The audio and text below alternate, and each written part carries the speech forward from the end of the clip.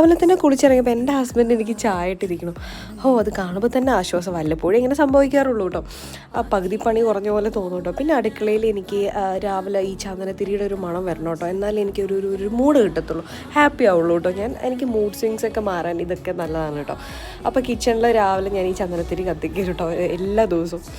നല്ല മുല്ലപ്പൂവിൻ്റെയൊക്കെ. പിന്നെ ഞാനന്ന് എന്താ പറയുക, പൊടി കുഴയ്ക്കാണ്ട് ഞാൻ ചപ്പാത്തി ഉണ്ടാക്കുന്ന ഒരു വീഡിയോ കണ്ടിട്ടുണ്ടായിരുന്നു. അങ്ങനെ അത് ട്രൈ ചെയ്ത് നോക്കാമെന്ന് വിചാരിച്ചു കേട്ടോ.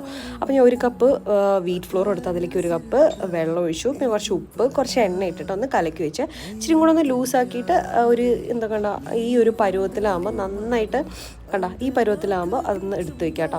ഒരു 5 മിനിറ്റ് അങ്ങനെ വെക്കണ്ടേ. പിന്നെ ഞാൻ പെപ്പർ റോസ്റ്റ് ഉണ്ടാക്കാമെന്ന് വിചാരിച്ചു. കറി ഉണ്ടാക്കാനില്ലെങ്കിൽ ലാസ്റ്റ് മടിയായിരിക്കും കേട്ടോ. എന്നിട്ട് ചട്ടിയിലേക്ക് ഇതേപോലെ തന്നെ ഒഴിച്ചിട്ട് ഇങ്ങനെ പരത്തരുത് കേട്ടോ, ജസ്റ്റ് ഒന്ന് ഇങ്ങനെ ചുറ്റി കൊടുക്കുക. ഒരേ ഇതിൽ വരണേ, മീഡിയം ഫ്ലെയിമിൽ അല്ലെങ്കിൽ നല്ല ചൂടിൽ ഇങ്ങനെ ആയിട്ട് കിട്ടും കേട്ടോ. അടിപൊളി ടേസ്റ്റ്.